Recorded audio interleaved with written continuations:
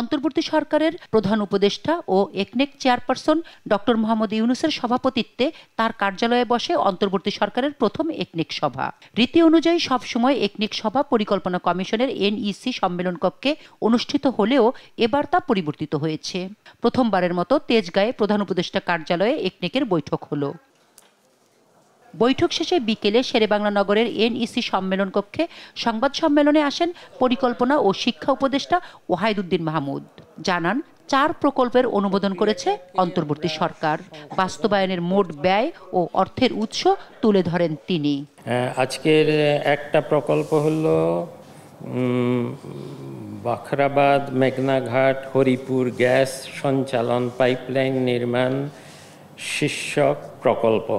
এটা হলো একটা সংশোধিত প্রকল্প। এটা একটা পাইপলাইন তৈরি করা হবে, গ্যাস পাইপলাইন তৈরি করা হবে। খুব সম্ভব মুন্সিগঞ্জ বা এই এলাকা কয়েকটা জেলা মিলে।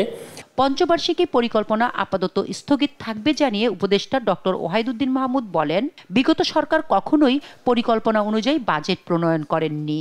কয়েক বিলিয়ন, অনেক বিলিয়ন ডলার যে পড়ে আছে, এগুলোকে কাজে লাগাবো এবং ভালো কাজে লাগাবো।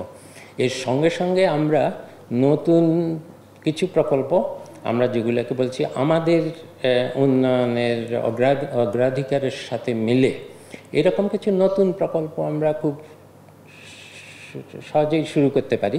নতুন করে রাজনৈতিক সরকার এলে তারা নতুন করে পরিকল্পনা করবেন বলেও জানান পরিকল্পনা ও শিক্ষা উপদেষ্টা। শামীমা আক্তার, দেশ টিভি, ঢাকা।